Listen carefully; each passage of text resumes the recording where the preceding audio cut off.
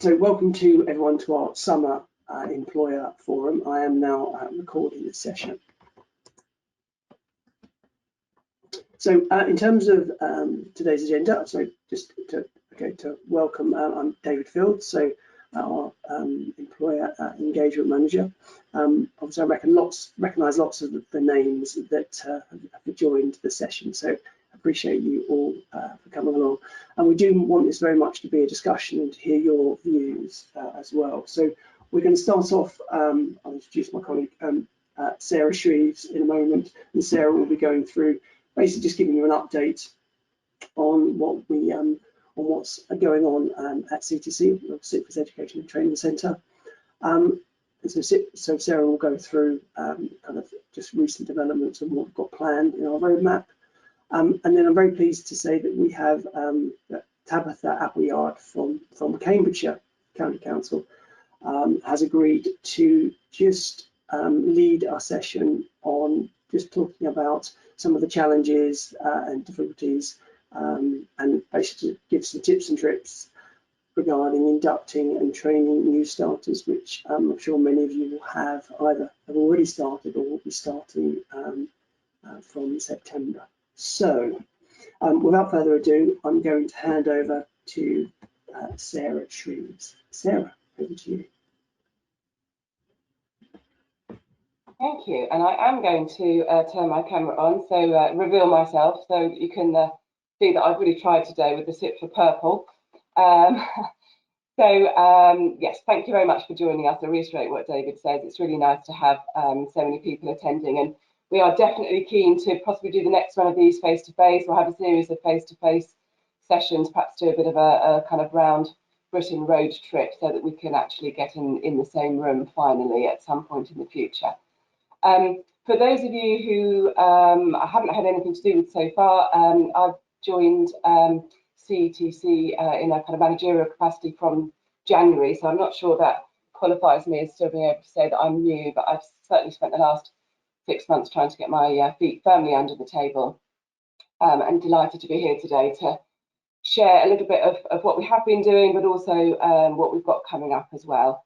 And also reiterate what David says, we definitely want to hear from you. So please do, as I'm speaking, type your comments, type your queries into the chat box, and maybe then at some point I can certainly answer all of those queries, I hope, but maybe there's an opportunity for opening up to some actual chat, but I'll leave that with David.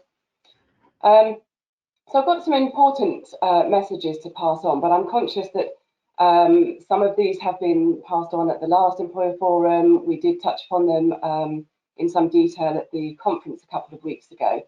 So I'm just aware that some of you may have attended either or even both of those and know some of the things that I'm going to say, and some of you haven't attended either and don't know anything. So I'm going to try and kind of get the balance right between not giving you too much information, but giving you enough. So bear with me, but do feel free to ask questions as we go through. And if you were at the conference a couple of weeks ago, I can certainly promise that the sound will be better today than it was then, which was pretty awful. So if you were there, sorry. So on to the first slide, please, David. Thank you.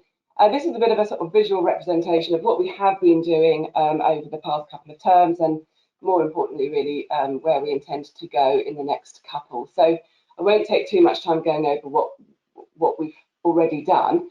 But just to sort of recap, moving to web classes last year, we sort of recognised that limited the ability for interaction in small groups.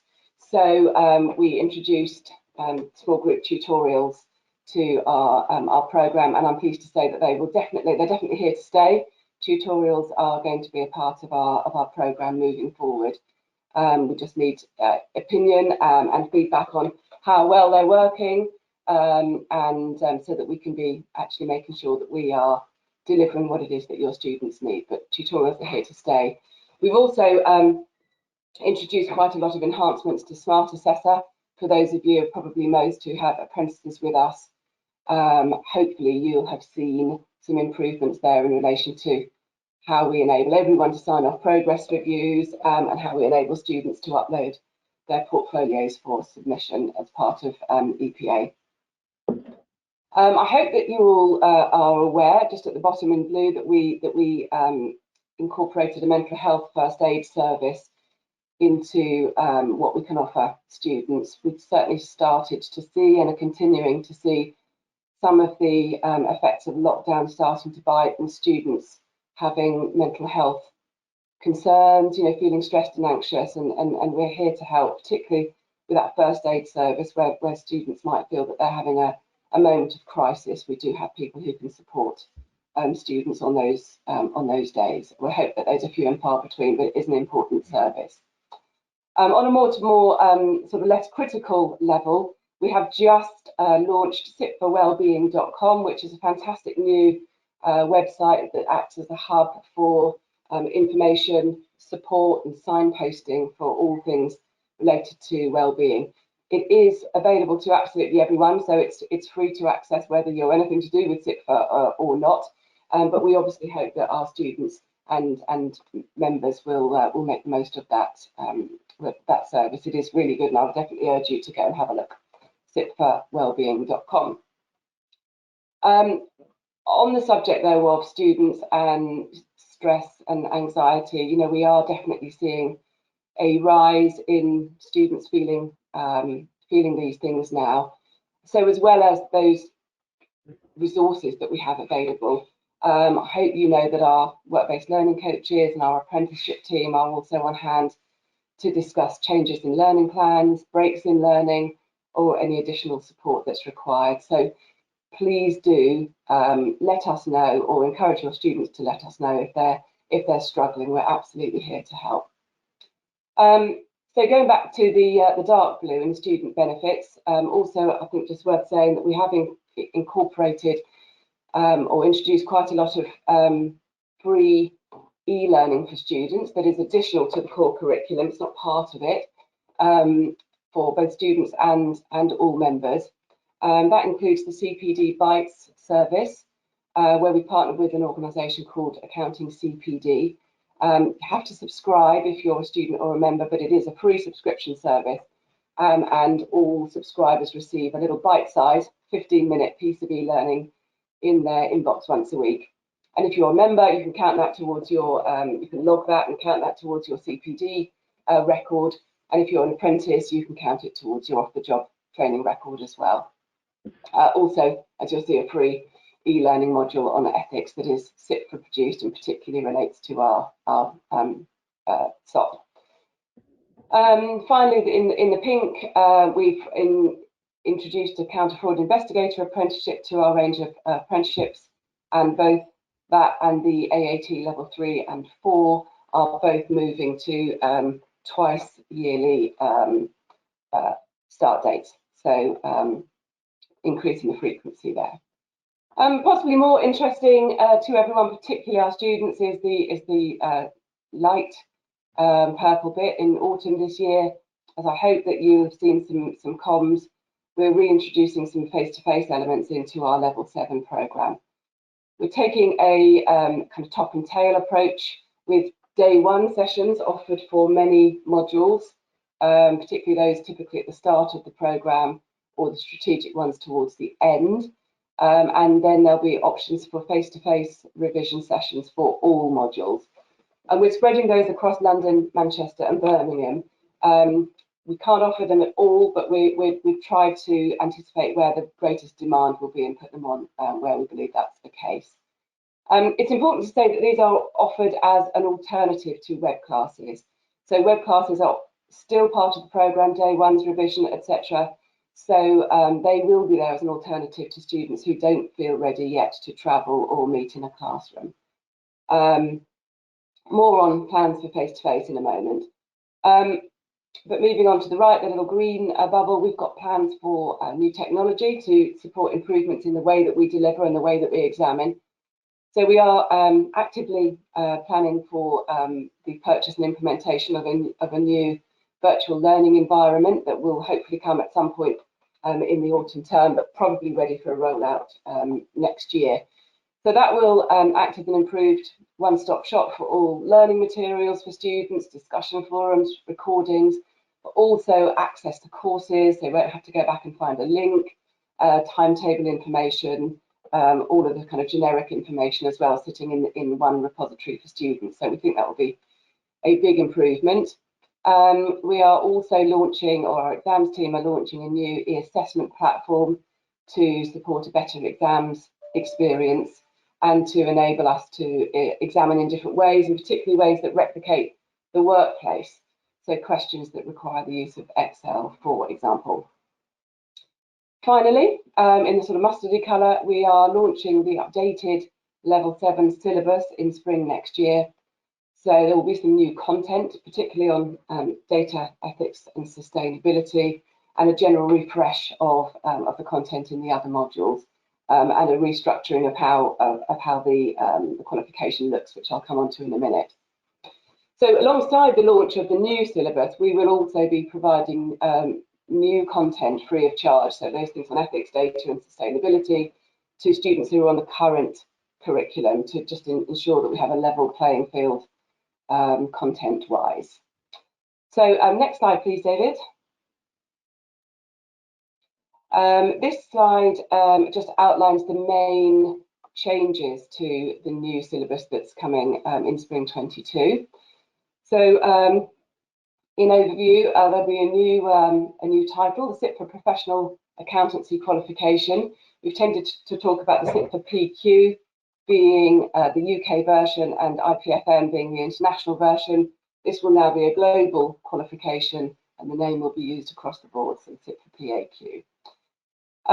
There will be the opportunity for students to progress through a number of awards en route to becoming CPFA, and more on that in a moment. There will be a new pre-seen case study exam introduced at level 5, which again I'll come to the levels in a minute, and level 6, to better prepare students when they hit level 7 and they have to do their case study exam. It's not the first time that they're doing it. We've readied them for that on the way. So as I've just said, there'll be updated unit content with more on sustainability, ethics and data. There'll be a 50% pass rate across the board to all units. And as I've just said, a new e-assessment platform enabling a better kind of exams experience for students, and enabling ways to examine in ways that replicate what's going on in the workplace. New slide, please, David. So in relation to the structure, as we say, there will be an opportunity to gain 3 awards en route to getting the full level 7 qualification. So we're dividing up into sort of, hopefully not jump off points, but there will be thresholds where you complete a number of modules and the related exams, and you can get a certificate of achievement for having completed that level. So as you'll see there's a level 4, a level 5 and a level 6. I'll come to what those modules are within those. That is a core pathway. Everyone will do the same modules within those levels. And then new, at level 7, there'll be 2 optional pathways that people can take. One has got the audit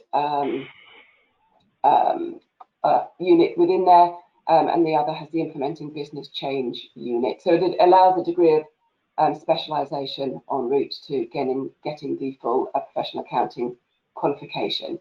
Yes, Julie, absolutely. We'll definitely send slides around, no problem. So next slide, please, David. So these are the units. I won't read them all out, but just to say that things to note here is in level 5, developing strategy and data analysis is essentially the new name for SPD, strategy and policy development, but with some added content on data analysis. Government and risk management in level 6 is a brand new module, and tax and law becomes a single module, taking the place of the 2 that we currently have, tax and CGL, corporate governance and law. So same number of modules, it's just that we've taken tax and law down to the single module, and we've added in governance and risk management. Next slide, please, David. Just to complete the picture, you'll see there in level 7, there's the 2 pathways, as I say, one with the audit module and the other with implementing business change. So people will have an option of which they choose, and whichever of those optional modules they choose will denote what diploma name they get at that point. David, next slide, please. So I don't want to dwell on this one too long at all. I just wanted to show this to give you an idea of the degree of change. There's actually a lot of overlap, and many modules are extremely similar or have at least 80% of content overlap. Management accounting and financial accounting are very similar, as you might imagine, in terms of how often good practice or content in there changes. It's obviously not very often, so those are very similar. But as I've said, governance and risk management is the new module, and tax and CGL become a single tax and law module. Next slide, please, David.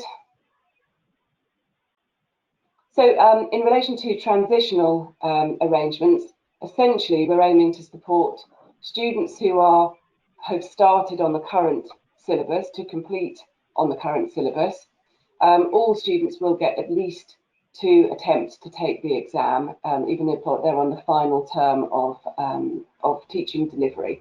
But we'll be providing additional support where it's required to ensure that students obviously have absolutely the best chances of passing on the second attempt, and where they don't, working with them on supporting them to what will probably happen is that they will be supported to achieve the new module, which will then be imported back into the old syllabus. If there's any additional content required for the new exam, then obviously we'll provide whatever support is required to ensure that they have that and are ready and prepared to take the exam. From spring next year, we'll be launching the new syllabus, but we'll be rolling it out module by module. So we'll be launching with MA and FA. And so all students starting with those modules next year will be starting on the new syllabus. If they have exemptions to those, then they'll be starting on the old in February next year. But obviously, as we move through the year, then there'll be more new modules available to incoming students. Next slide, please, David. Thank you. So looking at future delivery modules, or delivery modes, sorry. We're getting a lot of queries, as you might imagine, about whether we're going back to fully face-to-face teaching and what the future is going to look like. The honest answer is that we'll be led by demand, and we're listening. We are hearing from students and employers that there's a distinct keenness to get back to a full face-to-face experience, but we're also hearing from others that they appreciate the flexibility of at least some of the elements being remotely delivered. So, as you know, we'll be introducing some face-to-face elements into next term's schedule, but we're also looking, we're also taking the opportunity to review how we deliver our training, and we're actively planning ways that we can improve the learning experience, particularly breaking up the days from being predominantly lecture style to include other activities that allow for more student interaction. And that's both in a face-to-face setting and in a web class, but in the latter we're aiming to start to use more functionality like breakout rooms and get webcams and audio on, etc. So have a pretty fundamental look at how we deliver as well. And so demand dependent, we'd like to move away from what's been previously a binary choice of fully face-to-face or fully web class for our students, and offer a hybrid option where we're getting the best of both and incorporating face-to-face teaching alongside an improved web class experience, and possibly some self-paced e-learning as well. But we'd really like to hear your views on what your students and you would like, how particularly students would like to engage in learning, where you would like to see them, travelling to engage with face-to-face or perhaps engaging with learning remotely, and what sort of mix is the right mix. So please do use the chat box or speak up if David thinks we can manage that. But it would be great to have some discussion on that. David, that's my last slide, apart from the sort of, I suppose, final holding one that's got the last dates in there for application for September term apprenticeships. Thanks, Sarah. So just a couple of questions in the chat box, just regarding about when the new syllabus comes in, and Alison has answered them, but just to reiterate, the CIPFA Futures is launched next year. So any students that you have starting in September will be on the current version. The other thing to note is that obviously there's no problem in starting on the current version. And actually, what we intend doing, if there are any changes or anything that's significantly new, we will look to make that available to students in the form of CPD bites. But with all these things, it's still 80% the same. We need to update it, roughly every 5 years, or it becomes out of date. But it will start next year. The other thing to note as well, that we will be sending out more detailed communication to both students, to all students, and also to employers. And we do intend to do some more detailed meetings around futures in the autumn. Yeah, okay. and I should also just reiterate as well, to provide some, hopefully, degree of comfort for you all who have students on the current syllabus or about to start on the current syllabus, that the degree of overlap is very high. That there will not be a huge distinction between those on the current syllabus and those on the new syllabus. There are mainly some sort of refreshing of modules, some introduction of a bit of new content that we will also provide to students on the current syllabus, and some changes to the structure that you saw. But there is a big degree of overlap, and I hope that provides some comfort that that the playing field is reasonably level in terms of those starting on the current syllabus and those that will get the new. Okay, so just a couple of comments in the chat box here. So Pam has just said that the students prefer face-to-face, and so that's very much what Sarah. It's a cautious return because because of everything that's going on. So we will be offering certain students that are starting off that they have the option to do the first day of learning face-to-face, and also the revision element face-to-face.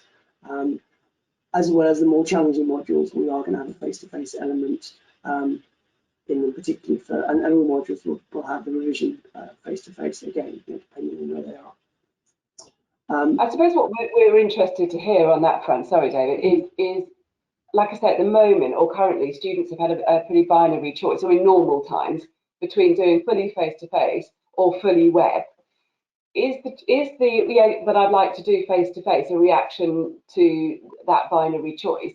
If we got a better hybrid model available to students, where there's reasonably significant amounts of face-to-face or enough face-to-face, whatever enough means to students, but we also incorporate some remote learning, would that tick the the kind of the social requirements, and I mean that in its broadest and academic sense, for face-to-face, or do you think there is a desire for it to be wholly face-to-face, as well as potentially a hybrid option for those that might prefer that?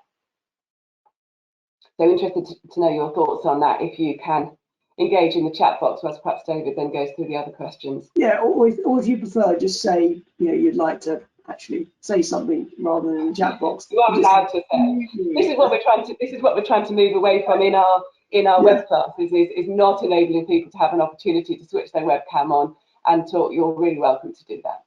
Yeah, absolutely. Just while we're just waiting for any other questions on that before we move on, Andre has just asked about what's the length of the programme. So we would say between 3 to 3.5 years.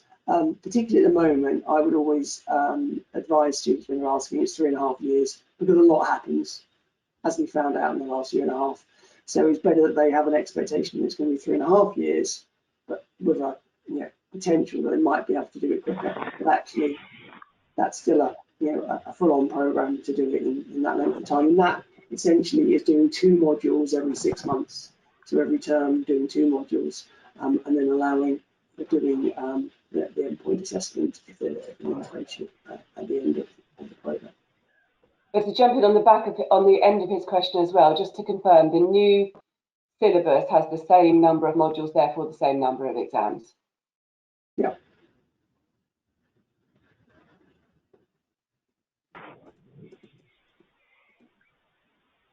Are we going to continue to use Prop2U?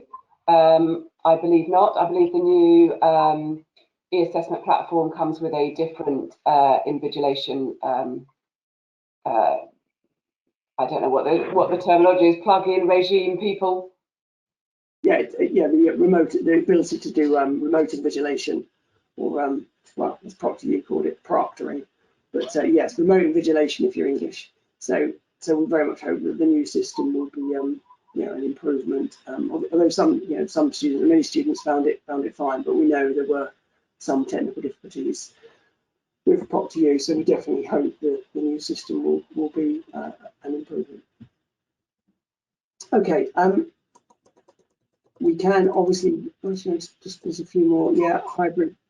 Elizabeth saying hybrid option would be preferred, and that's essentially what we're going to be doing this term. Is very much that hybrid option.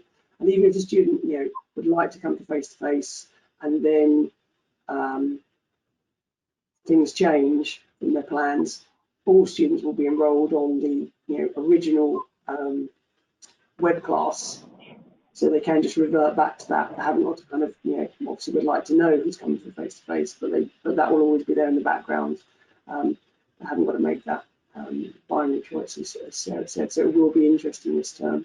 And the other thing that we will continue to do is offer tutorials.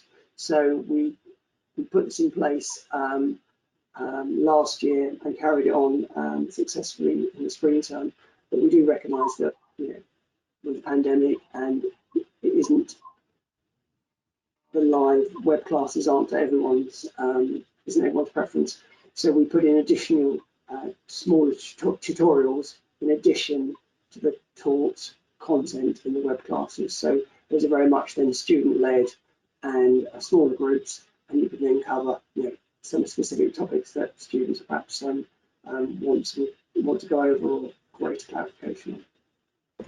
And I did say this at the conference last week, but we do find sometimes a little bit of a reluctance from students to put their webcams on in the tutorials. We are now going to be introducing every module with some sort of ground rules, and obviously we're not going to force people to put their webcams on. That wouldn't be right, but a gentle encouragement to put their webcams on and use their mics in the tutorial will definitely be coming from all of our tutors in the sort of introductory session for modules. But if, as employers, you can also encourage your students to engage in that way, then I think everyone benefits.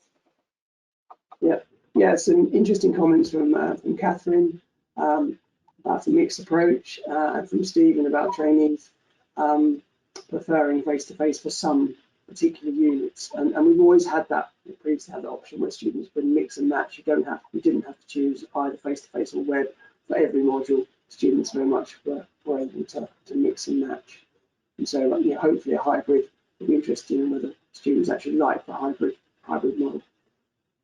Okay, yeah, it right. sounds like hybrid is quite popular, as with caveats that there's enough face-to-face in there and there's appropriate amount of face-to-face. And that we can get the web classes right in terms of encouraging, enabling, not just encouraging, enabling student interaction, breaking it up from a full day of kind of lecture style to something that's more engaging and interactive. We're definitely working on all those things. Yeah, no, useful. Let's keep the discussion going. Okay, so what I'm going to do is move on to our next slide. So this is just confirming our enrolment dates for this term. So our enrolment date for the Level 7 programme, the CIPFA, is the 31st of July if you're applying as part of an apprenticeship, so at the end of this month. But then for our AAT, Level 3 and Level 4 programmes, it's the end of August because the programmes don't start until October, and also for our counter fraud investigator, so our new apprenticeship, counter fraud, that's also the 31st of August for a start in October. The other thing, just to remind you as well, see our results have just come out. We're going to be talking about resitting in a moment. Results from the June exams have come out, and students they don't have a very long window, it's quite a short window to be able to then register for the September exams. So the closing date for September exams is next Friday. So next Friday, so that's actually the end of July is the closing date for the September exams. If students that want to book onto that, it's worth reminding them. We do send out reminders, but again, it doesn't hurt to add to that reminder if you to do that as well. Okay, so what we wanted to move on to next is very pleased that Tabitha Appleyard is going to just join us for this session and just lead this session around with all the new starters starting in September, and just give some background on her experience of inducting and training new starters. And then we just want to widen that out and just for you to share what your experiences are as well, and then we'll have some time for some questions. I am also conscious, Julie, you were particularly asked a question, or you'd submit, Julie Murphy, you submitted some questions in advance. We will cover that, but you'll see why, because there'll be a natural point for us to cover that as well. So Tabitha, are you there? I am here. You might even be able to see me. Might not be, who knows? I can just see my screen at the moment, my PowerPoint screen. Okay, so Tabitha, thank you very much for agreeing just to give us your thoughts on how you found training new starters, particularly during the pandemic. So without further ado, I'll hand over to you, Tabitha.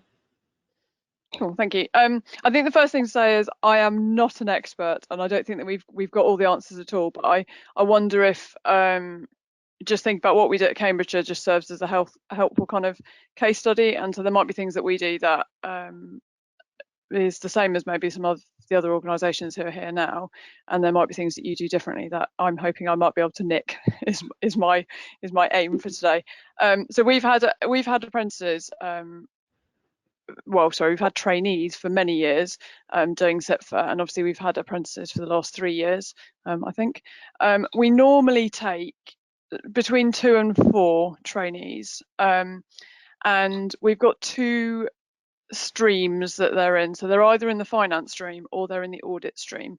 If they're in the audit stream, so over the course of their training, so let's say 3.5 years, they will be in audit for that whole time. And if they're in the finance stream, they will spend 2 years in finance, and they'll do 1 year of placement in internal audit. So we've kind of got that mix, and we're actually moving now for the audit stream to do 2 years in audit and 1 year in finance. So there's that kind of mix of placements. I'm going to mainly talk about the finance scheme because that's one that I look after. So they take their 3.5 years. We rotate their placements, so they will do, like I said, a year in internal audit at some point. They will then do a year in either adults or children, or in the corporate team, or in the highways team, and then sometimes there are kind of other different bespoke things that come along.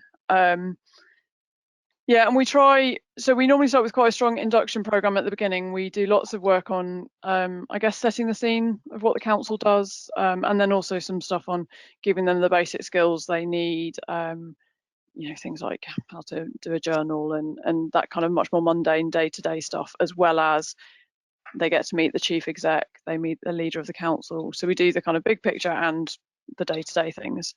I think previously we've had a really strong identity amongst the trainees, and that's partly because we've got a history of having trainees, so they're able to look at people in substantive posts who were trainees, and then also because there are lots of things that we do, like a meal when they arrive, and then at Christmas and in the summer they meet up, and there's a Friday pub group and they go to cafe. I mean, most things seem to feature food, to be honest, but they go to cafe on results day, and we always say that they need to do face-to-face classes. They've got quite a strong identity, and I think the thing that we found really hard over this last year, or year and a bit, is that a lot of those things where they form that identity in that group obviously haven't happened because we're not in the office, or they can't meet up in the same way. And so we've done a lot of thinking about how to somehow try and recreate that. And I don't think we've got that totally right yet, because I think the bit that we don't have is the social aspect, because as soon as you lay on formal training, it becomes slightly formal training. So I think there's still some more things that we need to do, that we've really tried this year to put in far more regular and kind of formal training sessions on a topic, and they might be a finance specific topic, or they might be after the local elections. Cambridgeshire County Council ended up being in no overall control, so we had a session all about that, and the kind of the politicians involved and so on. So we kind of try and lay on it, or have tried to really lay on this year, a range of different sessions for them to come to at least be forcing them to meet together and think about things outside just the day-to-day slog of, you know, their normal placements, which I think has helped. But I think there is more there, yeah, that we would like to do with them. I think one of the other things that we found hard, but I don't think this does for us, this isn't just a COVID thing, and I think we're going to talk about this later, is think about how you manage when trainees, if they fail an exam and have to resit, and I think we've seen a bit more of that in the last maybe 5 years, that previously having been a sort of fairly unheard of thing for people failing exams. So yeah, so I think there's some things there that we're trying to work out how we put the support in place for them, how we still treat them as adults, and obviously, you know, they're grown ups and they're doing a job and so on, but equally, how do we put structures around them to help them be as successful as they can and make the most of the resources that sit for offer and so on. So yeah, so I think that kind of, hopefully that gives you a slight flavour of the of kind of how we do it. So we try and get the trainees really involved in the training programme as well. So I'm looking after the scheme at the minute. I finished my apprenticeship a year ago. I know I look a million years old. I did have a previous job in a life before I had this midlife crisis, and came over and did CIPFA. So I've been through apprenticeship scheme, and so we normally have people looking after the scheme who have been through it themselves. And I've just met with our trainees this morning to start thinking about the induction programme for the new starters starting in September, and they will be running that whole induction programme and doing all of that. And obviously for them it ticks off, you know, lots of skills and things for the apprenticeship, but also it means that it hopefully helps build that identity and so on. So yeah, so that's a bit of a flavour of what we do. And then I think, I don't know if David, you have some questions, or we were going to maybe sort of open it up and see what kinds of things, yeah, works Yeah, for you. so And very I can much. see some questions. We have some questions for you. So if I start off. So first question, how do you support your trainees with exam resits? So at this point, we had a very timely question from Julie Murphy. Julie, appreciate you submitting your questions in advance. That was really handy. So what Julie has said, or Julie, I'll happily unmute you, but basically Julie said that our students have experienced a number of exam failures and taken breaks from studying. Is this reflective across all CIPFA students in the current climate? And if so, are there any plans to offer different or additional support targeted at those students to help them progress in qualification? So I think before I answer a bit about what support CIPFA can provide, it would be really, really useful to get people's feedback on how your students doing. Are they struggling? Are they still doing okay? Are they doing their exams? So certainly this time last year, we were very concerned that students would, particularly those that were being moved to maybe a frontline support role, or they were homeschooling their children, they would just stop doing the apprenticeship. So, but say this time last year, and in fact, in the autumn term of last year, we were very encouraged by students continuing with their learning. I think a year on, or nearly coming on for a year and a half on, I think that students are just feeling just a bit fed up, as we all are, obviously with the pandemic, and actually, I think that strain is starting to show in some of students' results, and perhaps needing a break. So yeah, let's have a look to see what what people have said. And if anyone wants to just, unmute and, share their experience as well, please, by all means, do. Susie's just asked, has there been a drop in pass rates since the pandemic? We've only just got the exam results from June. We've got those on Friday. So we're still looking at the results. But actually, overall, the results have held up. We are seeing more students ask for a formal break in learning for the apprenticeship, or the other alternative that I've certainly seen is where students were perhaps going to take 2 exams in perhaps the June city and have opted to take 1 in June, and then perhaps, depending on their result, we'll pick up the other one in September. That's the other pattern that I've seen. But I've not seen a reduction in pass rates. Notwithstanding, some students have elected to do 1 module rather than 2, or just step back for a while. So if they're on the apprenticeship programme, they can decide to take a break. It can't be just because they fancy taking a break. It needs to be for a reason. Obviously, pandemic or COVID is a pretty good reason. And so all we would ask you to do is just to speak to us, and that can be whichever contact you're dealing with. So it can be the best way is to go straight to our apprenticeship advisors, so apprenticeships at CIPFA.org, or you can just put up, we can have a chat about what's the best thing for them to do to have a formal break. And the formal break does 2 things. One, it means we can reset, pause the actual programme. It also importantly stops us taking payment from on the programme, which is important. We don't want to be being paid by the government for apprentices that are not actively on programme. And it also means we can reset their end date of the programme as well and revisit their Okay, so just in terms of the support that we can provide trainees at CIPFA, so there's a variety of different support we can offer them, and we very much welcome talking to you about that, particularly as the results have just come out.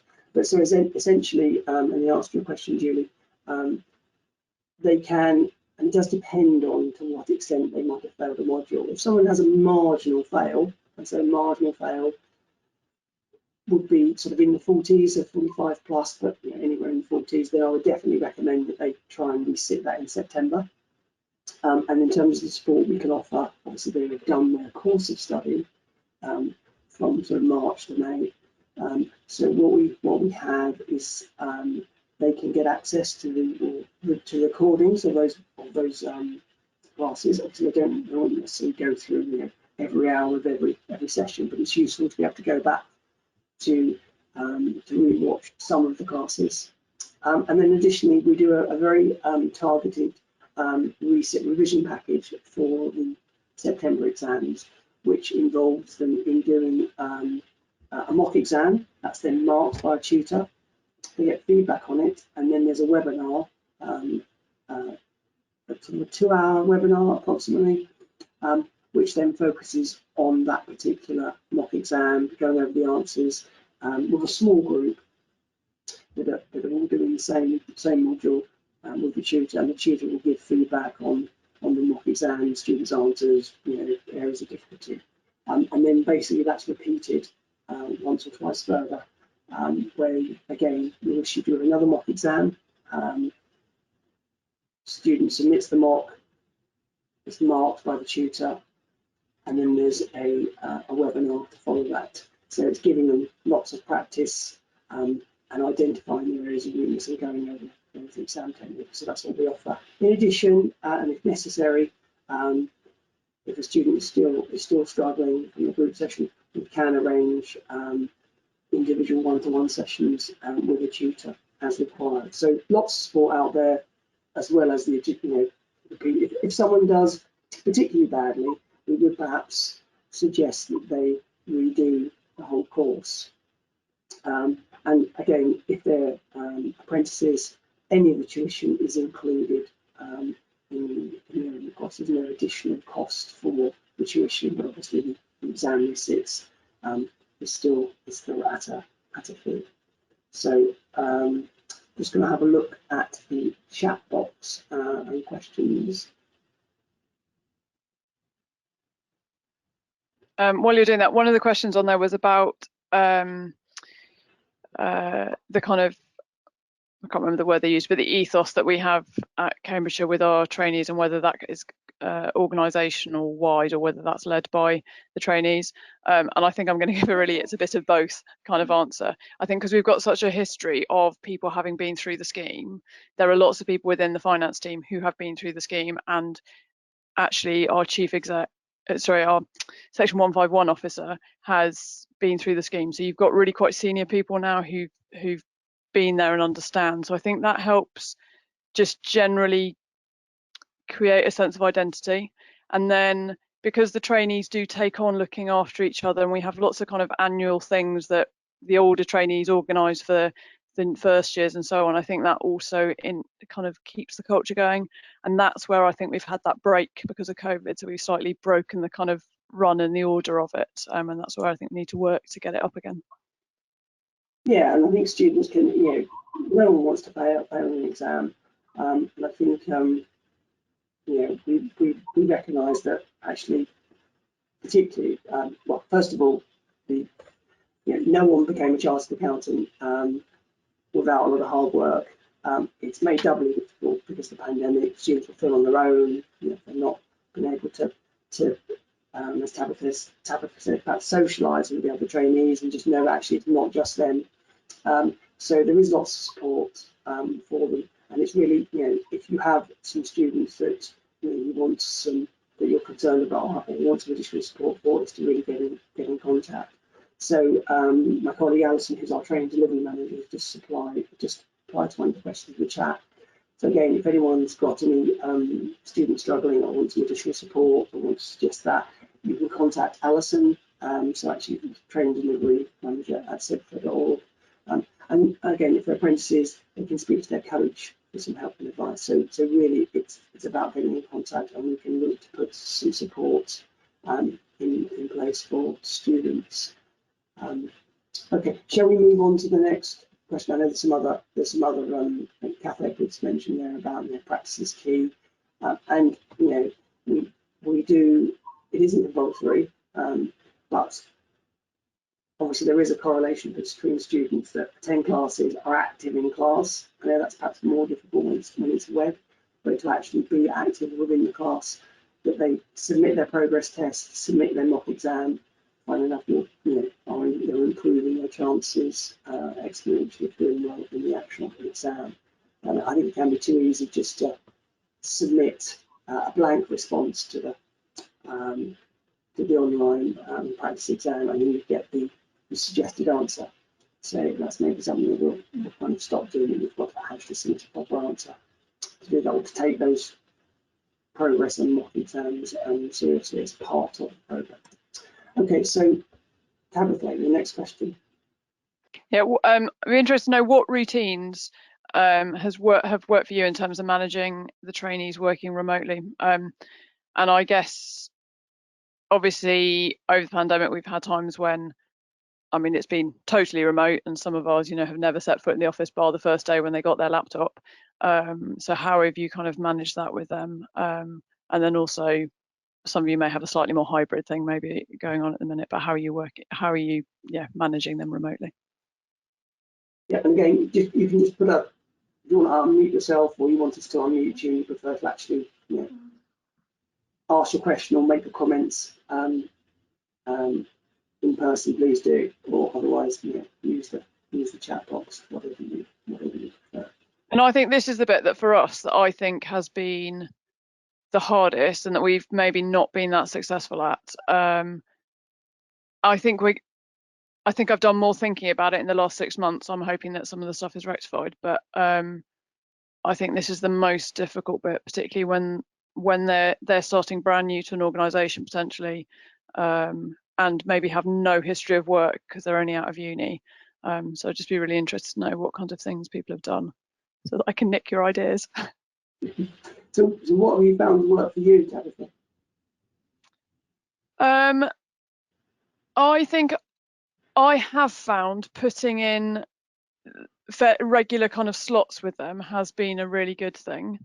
But I don't think it's perfect, but I've definitely found that really helpful. And what I've tried to do, someone had actually asked this in there in terms of what are the topics, but I'm not brilliant at doing training just for the sake of I need to do some training with them this month. Like I need it to feel like it's valid and worthwhile. So I tend to, if there are things I know coming up in business planning or anything that maybe relates to the rhythm of the financial year, that might be a spring point for the training. Or equally, and when I say training, it's often quite discussion based.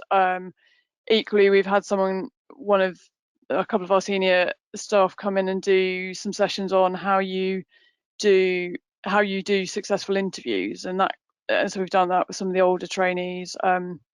I'd quite like to do a session on how do you manage a difficult conversation and how do you manage your manager and those kind of things. So yeah, I think that's been helpful, having a focus, and I think that has been good.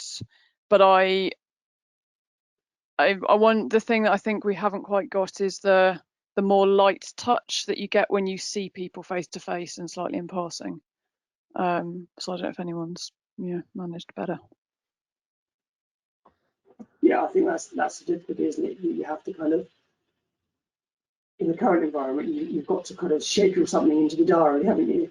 And then they might feel, oh, I don't want to bother Tabitha because I know she's busy. And so is that just sort of linear? You have to answer a question that you're able to do in the office, or when you're in the office that you're not able to do, or if you can see someone, twiddling their thumbs or not sure about something, or you've got a piece of work that actually it will be just useful for them to come and look over your shoulder or sit with someone to actually see how something is done. I don't know, of that return. Actually, you don't necessarily want to schedule it, you want to just get it done. It's much easier to do in the office. I'm not saying it's not possible, but you have got to plan these things, and that kind of on the job training, that specific work, at someone's desk is more difficult to schedule in or manage. Okay, and then your sort of final question, which was sort of in two parts. So I'll put them both up there.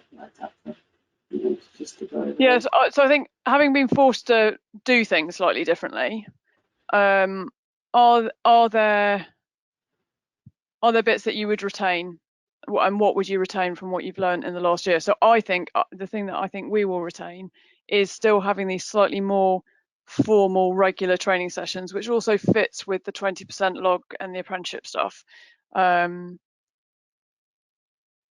Yeah, so, but yeah, are there things that people have done that actually you've been forced to do, and then you thought by circumstance, then you think actually this is quite successful, or elements of this work?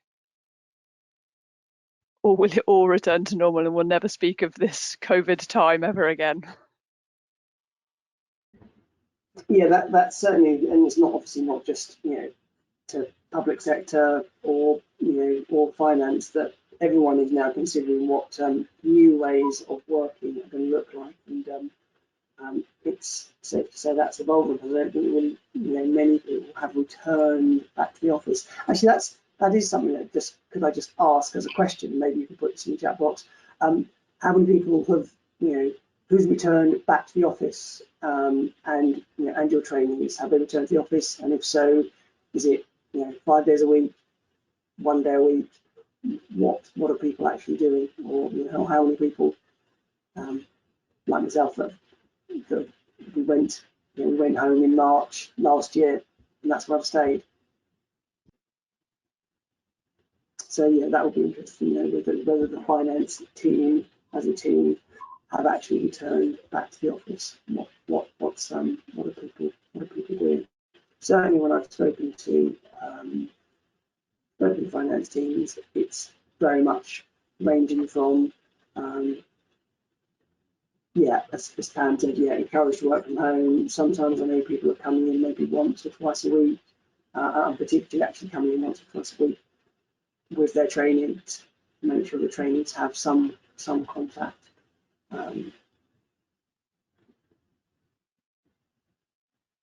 We're in a slightly odd situation because we've sold our building, which we were always going to do. That's not as a result of COVID, and now we're in between times where we don't have a new building to move into and won't until kind of mid-September probably. And then when we do, we'll only be in a day, maybe 2 days a week. So we've got a real change that's going on there. But I don't know. So I feel really strongly that I think it's important to see the trainees, physically see them, and them to come into an office and instill some of those good habits. But yeah, I'm finding I'm having to potentially have to push for that because the space is limited and everyone thinks that their team should be there for whatever reason. So yeah, yeah, and obviously you're competing against those that need to come in because they're frontline service. Yeah, absolutely. Yeah, and we can do our job from home. Yeah, So quite a few people with just maybe so 1 or 2 days. Encouraged to work from home. Julia said that they return to the office from September 6% of the time. So Julia, that'd be interesting whether that does happen. Tim saying 2 days a week from September. September does seem to be the period for people to start to return, but depending on number of cases, whether people review that. Yeah. I agree with, I don't know who just said that, but about the being in with your training manager and the unspoken messages that you learn in the office about what it means to be in the office, to be there on time, how you present yourself, all of those little things that not everyone knows automatically. Yeah, absolutely. That's certainly something when people talk about, work-based skills from those that are coming out of school, college, or university that they haven't necessarily got. It's not necessarily the academic ability. It's that whole thing of turning up on time, dressed appropriately, and being ready for work. But you not kind of having learn your headphones in all the time during a meeting. Yeah, putting and your phone other away. trainee things. yeah, exactly. They don't. Just how do you know that unless and this is stuff you learn very quickly within the first few weeks and months of being at work, which you can't. Yeah, as Chris said, you can't learn that. The office you can't learn that remotely. Okay, that's very useful, and I guess we'll all be coming back to that about how that works.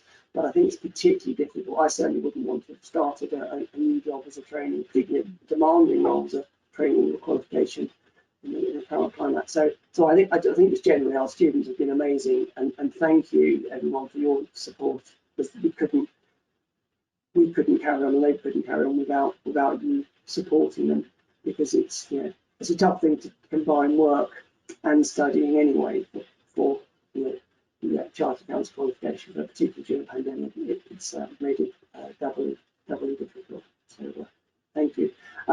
Just a couple of other points just before we finish, because we will finish, aim to finish at 1. Obviously, if anyone wants to get in contact, I think, so I've said, I'll put it in the chat box. If anyone wants to email me, they can do. Alison, I know you've put your details on there as well.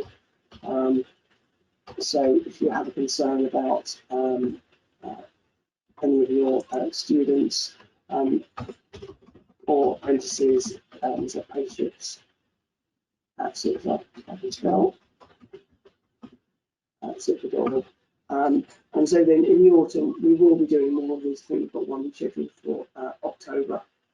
And we'd like to focus again to still be talking obviously about the hybrid classes and to get feedback from students. Actually, we'll be going to them directly to ask their feedback. But obviously it's important to know what as employers, what you would prefer them to do as well. And then we will in the autumn be spending more time on the new CIPFA Futures qualification that will come out. We'll be launching in the autumn in time for next year. So we will hang around afterwards if anyone wants to discuss any specific. Actually, that was gone quite quickly, 50 minutes. So, and I know it is far more difficult to discuss these things online. So, if we can, it's safe to do so. It would be really nice to actually have some of these forums, perhaps later on in the autumn, actually face to face. That would be really good to do that. So fingers crossed we can do that. So thanks everyone for your time today. Tabitha, thank you for agreeing to speak about your experiences at Cambridgeshire, and thank you for supporting your students at Cambridgeshire as well. So thanks very much, everyone, and have a good rest of the day. And hopefully get to enjoy some of the sunshine at some point. Thanks very much.